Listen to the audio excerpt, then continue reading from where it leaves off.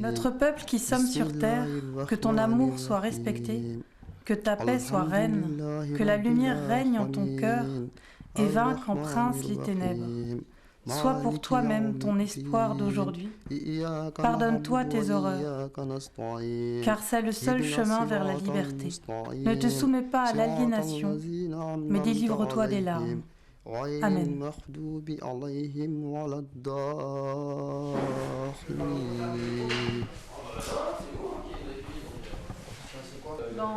les maisons.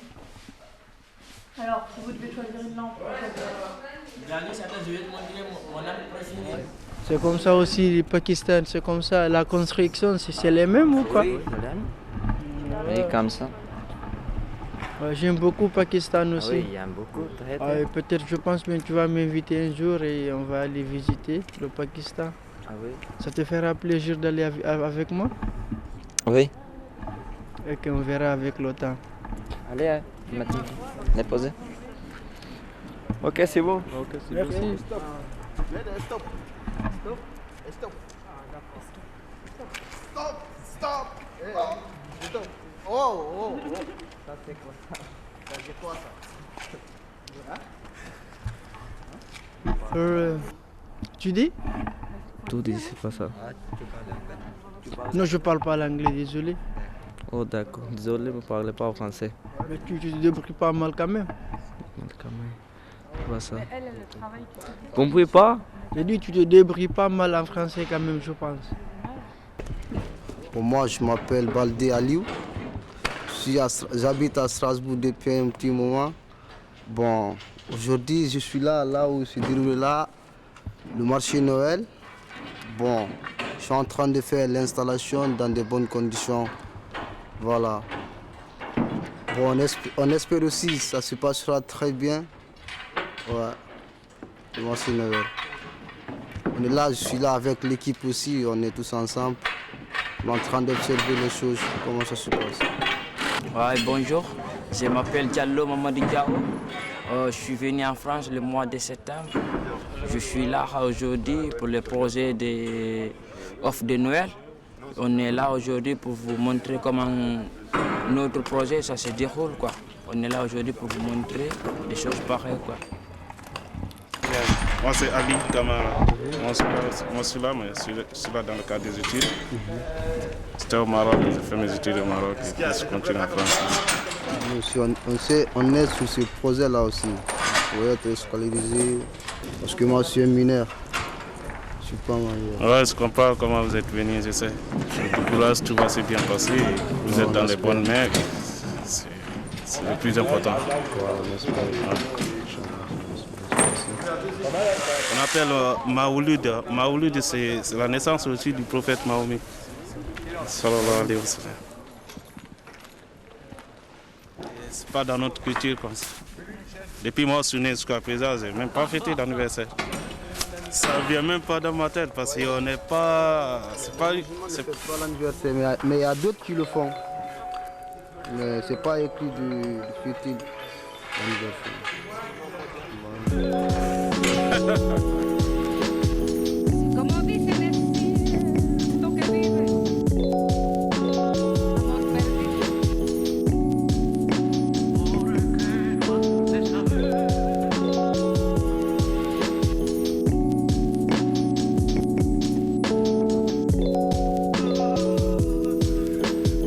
Bonsoir monsieur, je voudrais savoir si c'est le vrai arbre. Oui, tout à fait. C'est des sapins qui étaient dans la forêt il n'y a pas si longtemps. Et voilà. En voyant ça, si je suis distant, quoi, parce que j'ai vu ça depuis 5 jours maintenant, mais j'arrive pas à toucher, me voir. Mais aujourd'hui, j'ai eu l'occasion pour vous demander, quoi.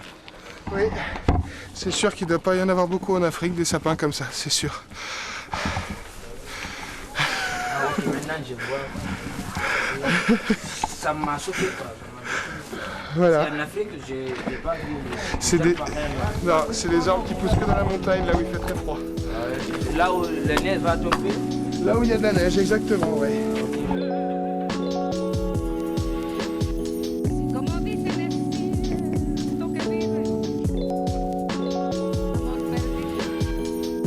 On aimerait que vous nous parliez un peu de vos dessins que vous êtes en train de faire étant un artiste, et si vos dessins ont une signification ou quelque chose de... C'est en gros des représentations un peu des symboles de Noël. Donc le renne, le Père Noël. De l'autre côté, il y a un ours qui boit du vin chaud. Enfin, c'est un peu tout ce qui se passe au marché de Noël, quoi. Ok, là, si je comprends, on décore la ville de Strasbourg, et donc c'est des choses qui feront partie aussi pour assister à la fête de Noël. Ouais, voilà, ouais, en gros, c'est un clin d'œil à tout ce qui est un peu dans le marché de Noël, tout ce qui peut... Et tous les... Un petit peu certains éléments du marché de Noël, vu un peu comme un enfant, quoi. Donc il y a le Père Noël, les cadeaux, le renne, tous ces trucs-là, quoi. Ok, merci de nous avoir accepté. Bonne soirée, bonne fête de Noël à vous. À vous aussi.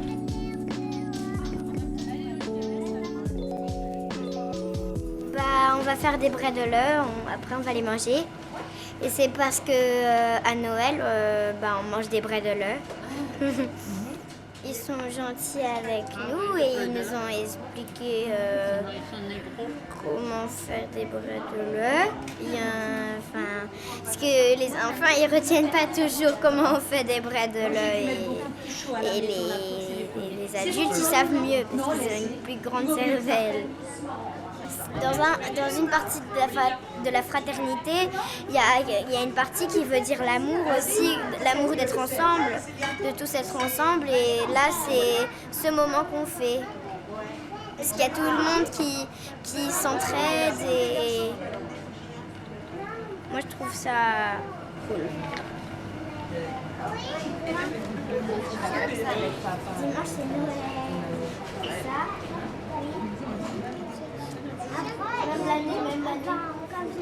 Quel bonheur de pouvoir exprimer ce soir ce que l'économie sociale et solidaire a envie de porter sur ce marché, évidemment, mais plus largement au quotidien à travers l'offre de produits et de services qu'elle développe. Vous l'aurez compris, une économie qui est centrée sur l'humain avant tout et qui privilégie l'humain, la personne, plutôt que le profit. Une économie, et j'espère qu'elle vous en convaincra aujourd'hui sur ce marché, qui a aujourd'hui envie de promouvoir son sens de l'éthique, de la qualité, du collectif, mais aussi de la fraternité et du beau. Apprendre aux consommateurs à consommer autrement, à donner un sens à leurs achats, à consommer d'une façon plus durable, plus responsable. C'est une aussi des missions de la Chambre de consommation d'Alsace depuis longtemps. Et c'est une de nos raisons d'être. C'est pour ça qu'on a été très heureux aussi de participer à cette très belle initiative. Donc le commerce équitable, c'est pas spécialement du local, en tout cas pour l'instant. Pour l'instant, c'est surtout tourné vers les pays du Sud, de façon à ce que toutes ces personnes puissent avoir une vie décente.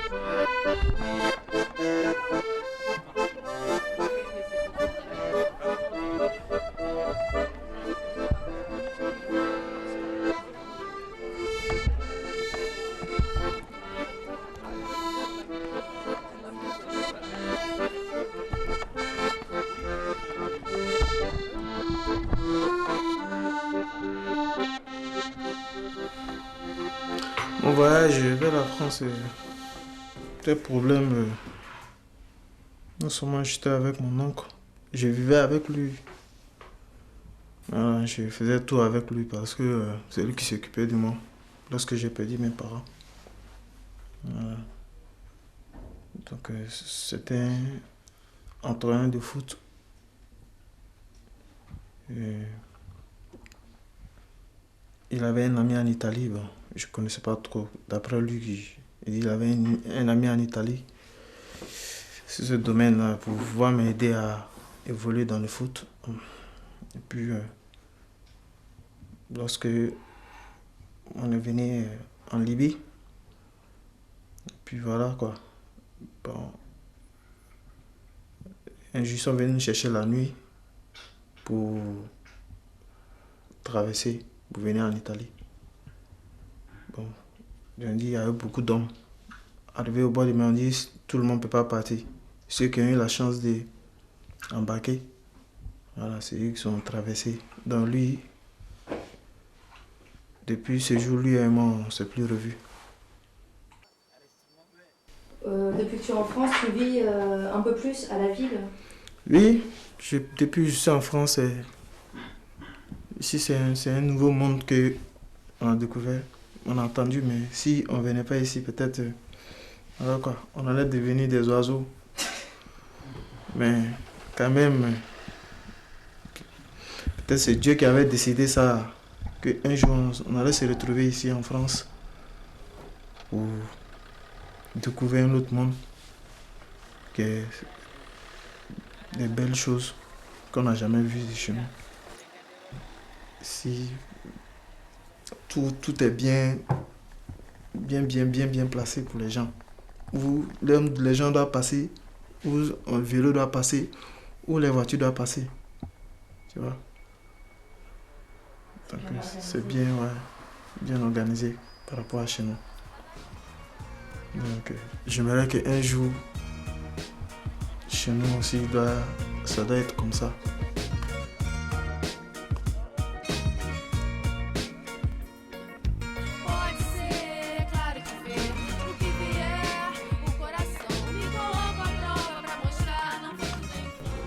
Bonjour madame. Bonjour. Vous aimez bien nous raconter pourquoi vous êtes engagée à l'association artisanale du monde? Je suis engagée artisan du monde et aussi Colécosol Strasbourg parce que, à titre personnel, il me semble essentiel de contribuer à changer, à modifier les échanges commerciaux entre le Nord et le Sud, entre le Nord et le Nord aussi des fois.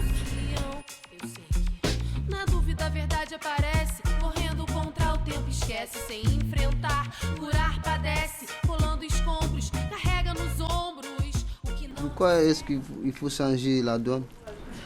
Parce que les rapports commerciaux mettent en place des conditions de travail très très difficiles pour la plupart des gens qui produisent à travers le monde et principalement dans les pays du Sud.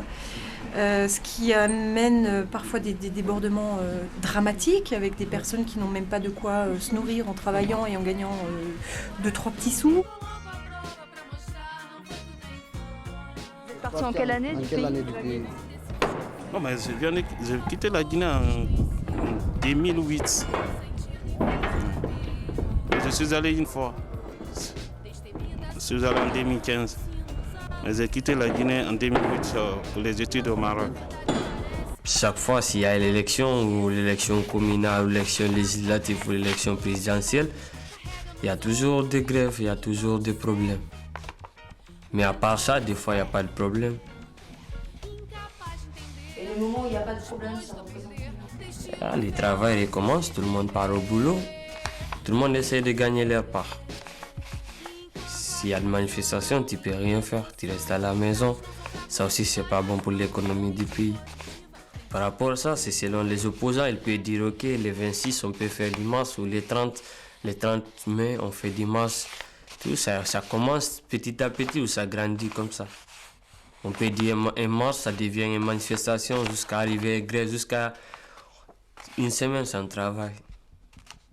Mais si on dit demain il y a une manifestation, je ne pars pas demain. Si ça continue une semaine, je ne pars pas une semaine à l'école. Si ça arrête, je recommence les cours. Selon les gens sont motivés, il y a toujours des manifestations. Par ça, des fois, ça dure 2 jours, la plupart, ça dure 2 jours. Si tu travailles aujourd'hui pour manger aujourd'hui, demain aussi tu travailles. Si il n'y a pas 2 jours de travail, tu souffres. Ce que vous devez avoir, si vous ne le trouvez pas chez vous, vous êtes obligé d'aller chercher ailleurs. Moi, je suis conscient de la précarité sur le terrain en Guinée aujourd'hui, parce que je suis en France, mais je suis l'actualité guinéenne. Il ne passe pas un jour que je ne suis pas les journaux sur la Guinée.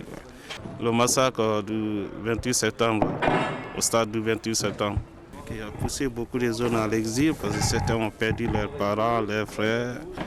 Certains sont sortis parce qu'ils n'ont plus d'espoir. Ouais. Il y a beaucoup de Guinéens aujourd'hui en Europe qui ont quitté à l'époque à cause de ces massacres. Ouais.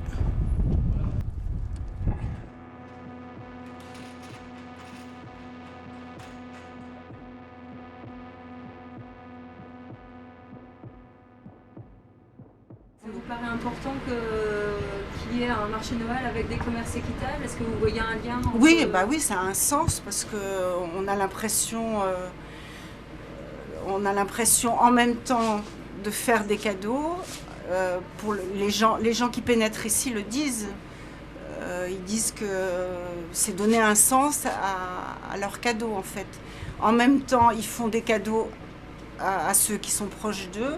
Et en même temps, ils ont l'impression de faire du bien à des gens qui habitent loin d'eux, en fait.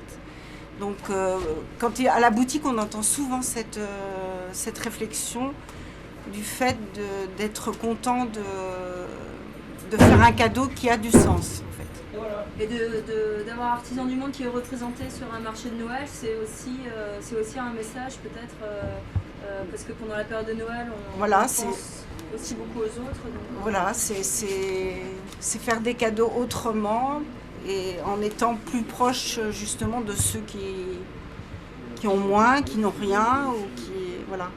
Je pense que ça a encore plus de sens en fait. Dans les centrales d'achat avec lesquelles on travaille européennes, c'est calculé pour justement il y ait cette prime.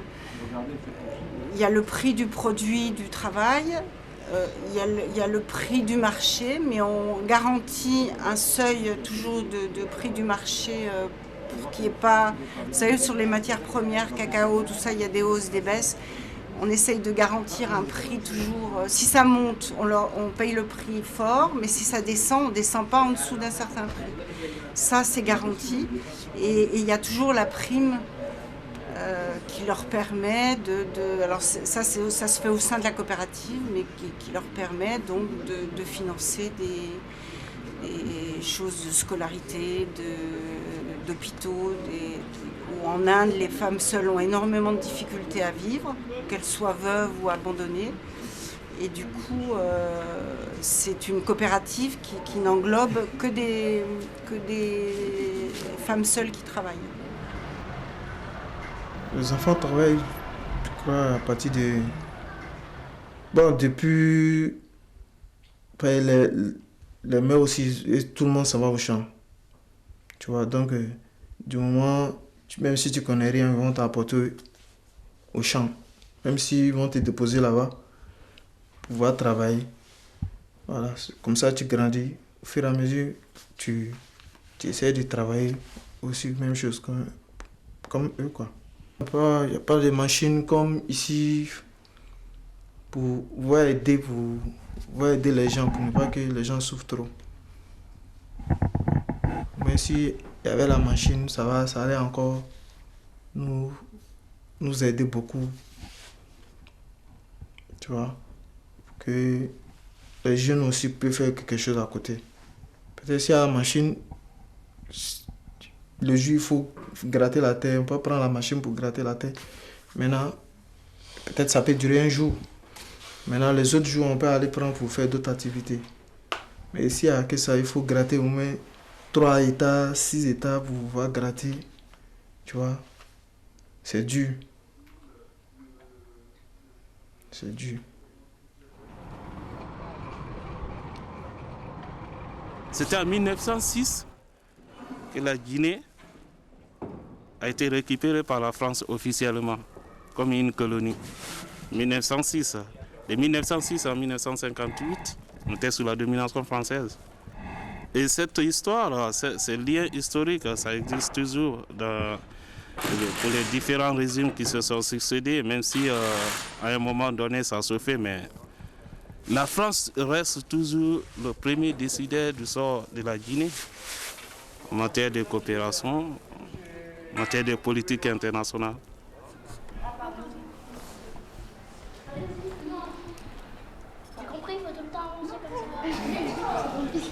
Le dessin est magnifique.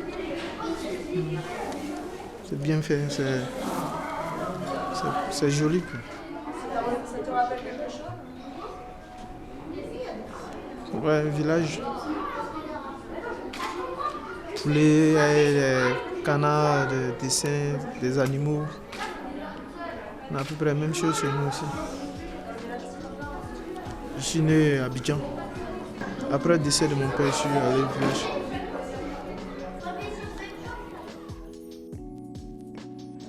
Noël, c'est une fête de famille, mais c'est parfois un peu difficile peut-être de fêter Noël tous ensemble si on est une famille complètement éclatée. Alors, comment on fait dans ces cas-là? Est-ce que vous avez une solution?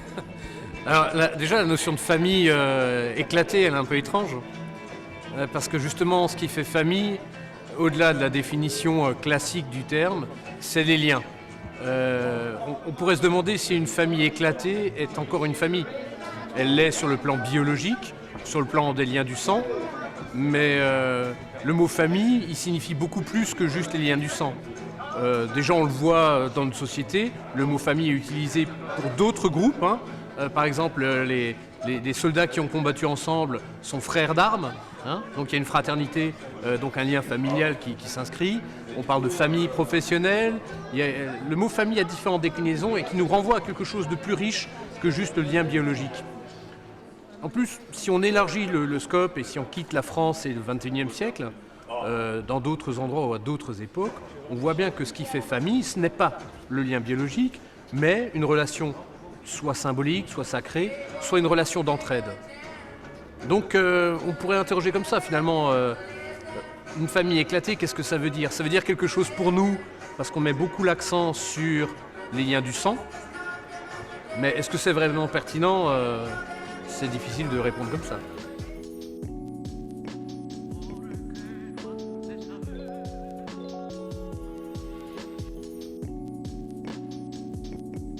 J'aimerais que les Guinéens soient unis, parce que c'est la seule solution. C'est la seule solution. On ne peut pas travailler si on n'est pas unis. Et les politiciens aussi arrêtent de nous diviser. C'est tout. Parce que si tu es malinqué, moi je suis chouchou, tu n'es pas d'accord avec moi, on ne va jamais avancer. Il faut que tout le monde serre la main. Et on oublie le passé, on regarde le futur. C'est tout que j'ai à donner pour que les Guinéens sachent on est tous les mêmes sang. Je suis maintenant François Fillon. Toi tu es Hollande, moi je suis Fillon. Toi tu quittes déjà et puis moi je rentre. Moi je suis sur le voie de rentrer dans l'Élysée. Toi tu quittes. Bonjour monsieur. Oui, bonjour. Tu viens de où? Je viens de la Guinée-Conakry. Tu viens de la Guinée-Conakry? Oui. Bah, c'est bon comme ça. Stop.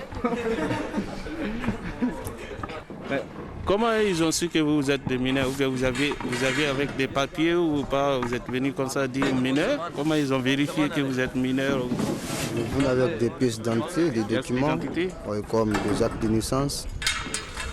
Et pourquoi pas passeport aussi? Si tu as un passeport, tu peux le présenter. Hein. C'est vraiment un parcours quand même extraordinaire de la Guinée jusqu'à Strasbourg et être accueilli comme ça. Et vraiment, c'est quelque chose de vraiment appréciable quand même de la part des autorités françaises. Ouais. Même si même s'ils essayent de respecter les normes autres là, mais il y a une question de volonté quelque part quand même. Parce que ce n'est pas tous les pays qui les acceptent comme ça. C'est parce que la France adhère aux conventions des droits des enfants, ouais, et qui dit que tous les enfants doivent être protégés. Ouais, donc du coup... La France... Pour moi, je trouve ça bien. Hein.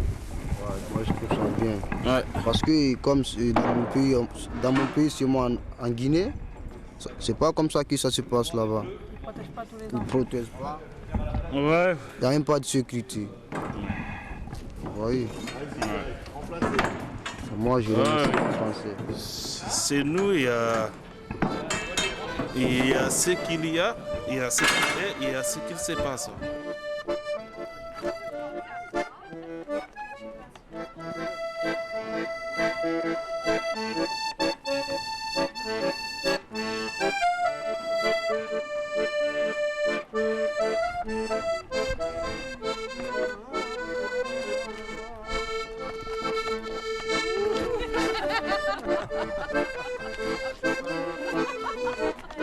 On a les frissons.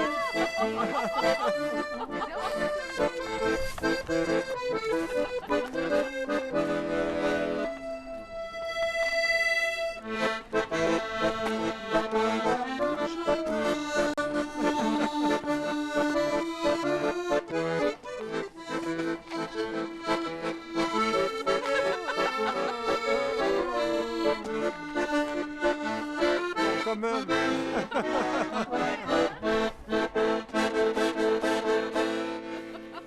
Merci. Merci. À la prochaine. Qu'est-ce que c'est? Alors, ça, c'est des shtuks, c'est des billets. C'est pour une monnaie complémentaire à Strasbourg et ses environs. Et donc, un shtuk égale 1 euro. Et shtuk, en alsacien, ça veut dire un bout, une partie. Donc ça veut dire que cet argent, c'est comme si c'était une partie de l'argent qui circule. On choisit de transformer en shtuk pour qu'il aille chez des professionnels et des usagers qui ont la même vision de la société et la même idée que l'argent, il doit servir l'homme. D'accord. Pourquoi, par exemple, vous êtes à quelle nation? Compte à spéculation? Alors c'est parce qu'on veut que cet argent il serve pour de vrai à échanger sur le territoire. Et la spéculation, c'est quelque chose qui se passe, qui est abstrait et qui se passe entre des ordinateurs au bout du monde sur des denrées et que les denrées réelles, on ne doit pas spéculer là-dessus. Elles ont une vraie valeur. On est pour la vraie valeur des choses. On a un certain nombre de conférences et d'échanges aussi sur l'économie sociale et solidaire. Vous verrez un panneau de ce côté-là du chapiteau à ma gauche et un ensemble d'échanges un petit peu parce qu'on a voulu montrer que produire, échanger et consommer autrement à Strasbourg, c'était possible. Nous, on le savait déjà, mais il faut qu'on le fasse savoir aussi au plus grand nombre et c'est le but de ce marché. Nous, on voulait aussi s'investir dans la vie commune de la gare, du quartier gare. Donc on voulait être impliqué et montrer qu'on est là, on existe. Donc vu qu'on est souvent marginalisé, nous on se marginalise aussi nous-mêmes en restant dans l'obscurité. Nous on s'est dit bon, il faudrait aussi qu'on sorte et qu'on essaie de montrer ce qu'on sait faire et qu'on contribue à la vie, commune de Strasbourg par exemple. Et c'est dans cette optique-là qu'on s'est inscrit dans le Off Noël. L'Afrique a beaucoup proposé au monde, c'est juste dommage qu'il n'y ait pas des Africains pour parler de ça. C'est pour ça que nous on fait ce travail. Quand nous on dit que les Européens sont nos enfants, on ne le dit pas pour le dire. Quand on dit l'Afrique est la mère du monde, le berceau de l'humanité, c'est pas vide de sens. Ça a beaucoup de sens, c'est juste qu'il faut maintenant, on dit pourquoi. On a beaucoup énoncé, mais on n'a jamais dit aux gens pourquoi on le dit. Alors nous on commence à le dire. C'est vrai que l'histoire a été abordée avec une vision coloniale, avec une vision idéologique. Voilà, ceux qui ont raconté, ils avaient un parfum, n'est-ce pas, voilà, de domination en eux, voilà, l'Africain, voilà, et tout. Et on sait comment ça s'est passé, mais c'est normal, c'est dans l'air du temps. Enfin, normal. Celui qui est puissant, il veut toujours raconter l'histoire à sa gloire. C'est normal. C'est comme ça. C'est les hommes qui sont comme ça. Beaucoup de jeunes Africains se dévalorisent, malheureusement. À tort ou à raison. À tort, parce que vraiment, c'est parce qu'ils ne connaissent pas leur histoire. Hein? Non, à raison, parce qu'ils ne connaissent pas leur histoire. Et à tort, parce que voilà, on ne doit pas se dévaloriser. On doit chercher toujours à comprendre qui nous sommes. Hein? Donc c'est un peu ça.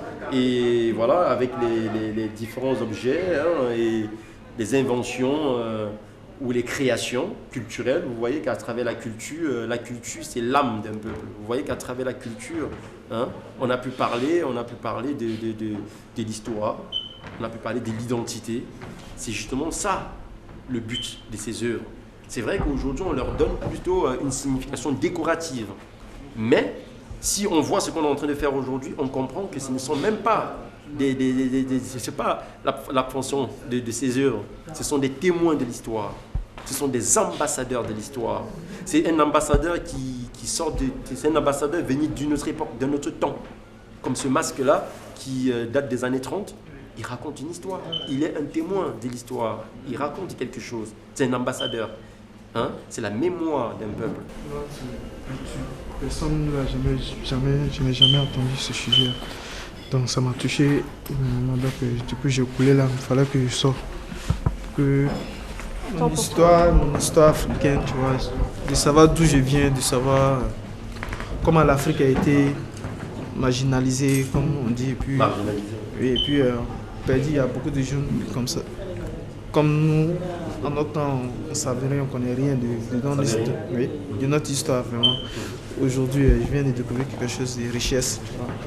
Et ça me donne toujours cette force, de connaître toujours ma culture et puis d'essayer de me battre pour reconnaître quelque chose. De perdre, essayer de battre que ça, voilà. tu ne perds pas. Oui, j'ai pas envie de me perdre aussi. Justement, tu viens d'évoquer une donnée très très importante. Justement, quand tu dis le fait de connaître ta culture et de retrouver ton identité te donne la force. C'est vrai que beaucoup de gens ne comprennent pas ce que c'est. Beaucoup de gens ne voient pas pourquoi on doit s'attarder là-dessus. Pourquoi on doit étudier ça. Mais la première raison, c'est ce que tu viens de dire. Ça te donne la force. Et je dis encore et je redis, tous les jeunes Africains qui viennent en France, en Europe, le meilleur moyen de s'intégrer, c'est de retrouver son identité d'abord culturelle, qui on est. Et je pense qu'ils auront les armes pour mieux s'intégrer dans la société française, pour mieux s'intégrer aux valeurs de la République française et être en paix avec eux-mêmes et en paix avec cette République. Tous nos produits même, la plupart, c'est on n'a pas de... exemple, chez nous, c'est maintenant qu'on commence à installer les usines de cacao pour pouvoir faire les recyclages de cacao chez nous, tu vois. Oui, pour transformer. Pour transformer les cacao à chocolat. Mais la plupart, mais 90% de nos produits, tout ça sort, tu vois. Justement. Et quand c'est comme ça, c'est difficile. Oui, tout le temps, il n'y a pas d'emploi. Donc, voilà, on est obligé de sortir pour aller se défendre à l'extérieur, à l'étranger. Chercher des expériences ailleurs. Justement, tu es la preuve vivante, sinon tu ne serais pas là. Je suis la preuve vivante, sinon on ne serait pas là. On voit bien ici que le commerce, quand il n'est pas équitable, voilà, ça crée des dégâts. Parce qu'il faut le dire, hein, on est très jeune, c'est l'Afrique qui perd des forces. Vous voyez? Donc voilà tous les dégâts que ça peut créer quand le commerce n'est pas équitable. Ça veut dire que si c'était équitable, je pense que la plupart d'entre nous seraient en Afrique en train de travailler, hein, parce qu'il y a assez de ressources, il y a assez de redistribution, il y a assez d'argent. C'est vrai que si on veut parler de la gestion du pouvoir, la politique et compagnie, c'est une autre donnée. Ça, c'est une autre donnée. Bon, après, c'est pas tout. Puisqu'il faut dire aussi, il y a des politiques aussi, ces politiques-là. Si on est dans un commerce inéquitable, ce n'est pas juste du fait des politiques, c'est aussi du fait d'un système mondialisé. Hein, on est soumis au marché et malheureusement, en tant qu'Africain, en tant que pays, on n'est pas assez fort pour aller se frotter sur le marché mondial. Donc du coup, on se fait bouffer par des gros et c'est la raison pour laquelle on a beaucoup de drames humains chez nous et qui poussent beaucoup de jeunes de 20 ans, 30 ans, comme moi, comme toi, à l'immigration. J'ai dit, j'étais un peu triste par rapport à ce que vous me rencontrez de notre histoire africaine. Et ça m'a beaucoup touché. Et vraiment, je me suis senti dans un autre monde. Je n'ai jamais entendu cette histoire, vraiment, tu vois. Donc, ça m'a C'est pour ça qu'on peut dire merci à M. Meyer. Ça, vraiment, merci à M. Meyer parce qu'il a donné l'opportunité à ce qu'on puisse accueillir, voilà, c'est-à-dire non seulement les Africains, les Européens, et qu'il nous dit, ben voilà ce que nous on propose à Strasbourg. Strasbourg, quartier gare, si vous voulez, voilà, on essaie de proposer ou de montrer aux gens qu'on est un endroit pas communautaire mais multicommunautaire et une pluralité dans les cultures et on vit ensemble et on a beaucoup de choses à proposer et c'est ça qui fait la beauté hein, de notre ville.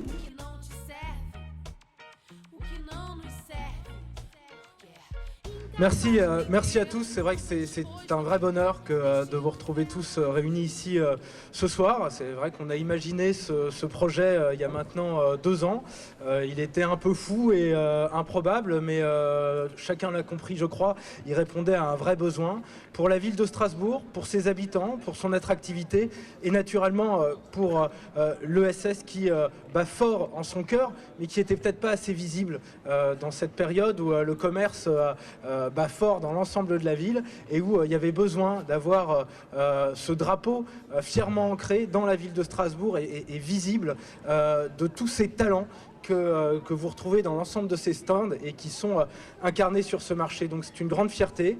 Nous avons effectivement cet espoir de voir ce projet s'ancrer et s'enraciner durablement et de devenir une véritable institution. C'est toute l'ambition qu'on porte.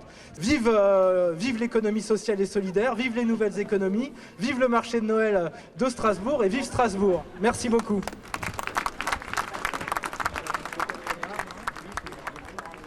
Ouais, c'est bon. Ça vous convient? Ouais, c'est bon. Ouais, c'est pas très bon. Alors Aruna, c'est un casque d'occasion que tu as acheté? Non, je crois pas. Non, c'est pas neuf? Ce modèle-là, c'est du neuf. Ouais. Parce que chez Envie, ils font occasion et neuf. En fait, sur tout ce qui va être électroménager, ça va être la plupart du temps du renouvelé. C'est du recyclage qu'on va remettre en état. Mais sur tout ce qui est téléphonie, ordinateur, ça va être plus compliqué d'avoir de l'occasion. Donc on achète des lots de fin de série la plupart du temps.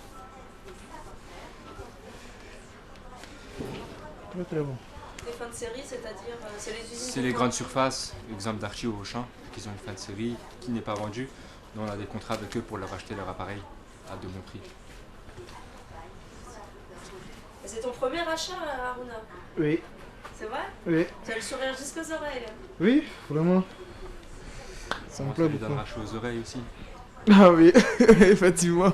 Parce que là, il fait beaucoup froid. Bonjour monsieur. Bonjour. Est-ce que vous trouvez ça bien le commerce équitable? Sur le marché de Noël, je trouve ça... Oui, je pense que ça répond aussi à une demande. Moi, je suis alsacien, même si j'habite plus là. Et, le marché de Noël, on le connaît par cœur. On se plaint un peu que ce soit de plus en plus mercantile, orienté sur des produits qui ne sont pas forcément de qualité, etc. Sur une offre qu'on connaît déjà par cœur, etc. Donc ça renouvelle un peu et puis on voit des meilleurs produits parce que c'est pas seulement le fait que ce soit équitable, il y a une démarche aussi en général sur la qualité des produits. Et puis il y a de la place ici, on n'est pas au centre-centre, donc ça respire aussi dans les relations, dans l'espace. On se sent bien ici quand on a envie de fuir la place Broglie et la place de la cathédrale.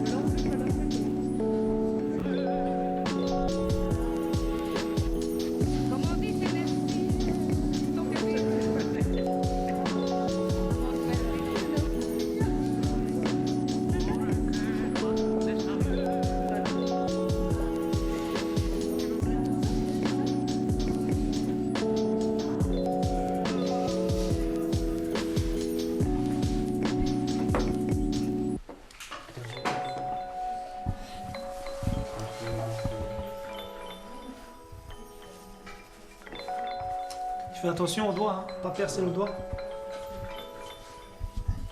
T'as serré l'autre aussi? Ouais, l'autre est déjà bloqué. Le bleu? Ouais. D'accord. Maintenant tu remets le couvercle. Voilà. Maintenant comment tu peux faire? Ouais, on met comme ça. Alors ce que tu fais, quand tu passes ça comme ça, tu mets le doigt là pour le bien tenir et le serrer. Vas-y. Voilà, super.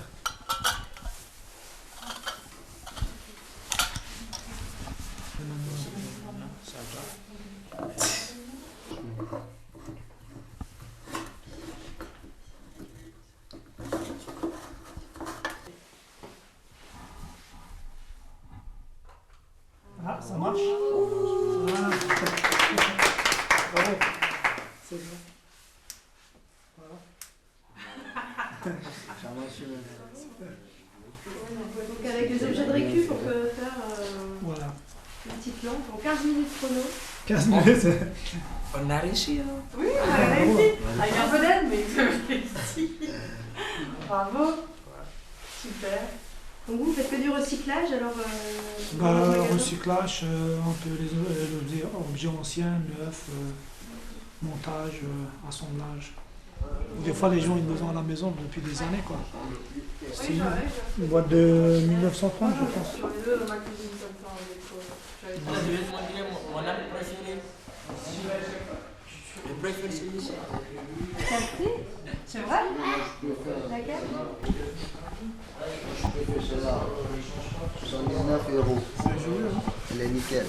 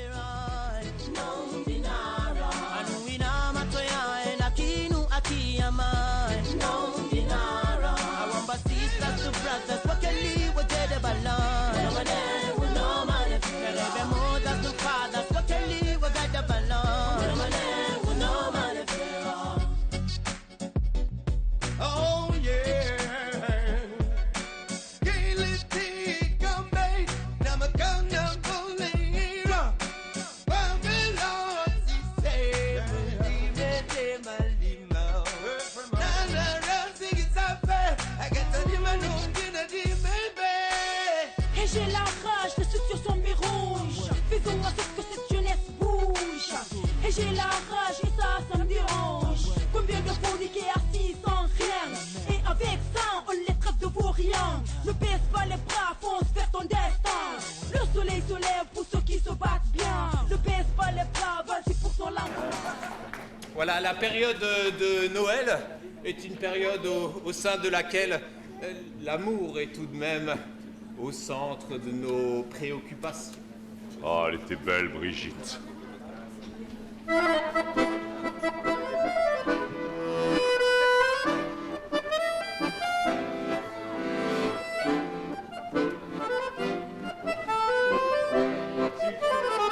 Elle s'appelait Brigitte, les yeux couleur de l'ambre, même cachée dans l'ombre, et la froideur des lieux. Mon regard explicite sur ses courbes généreuses, sa blancheur impétueuse, que sa beauté m'émeut. Mais amour impossible, Brigitte, Brigitte, serais-tu consentant? Brigitte, Brigitte, Mais en tout cas tu n'es plus libre Brigitte, Brigitte, de tes mouvements. Ma conscience s'agite au tintamarre des cloches, la vie parfois moche, le cœur de l'amoureux.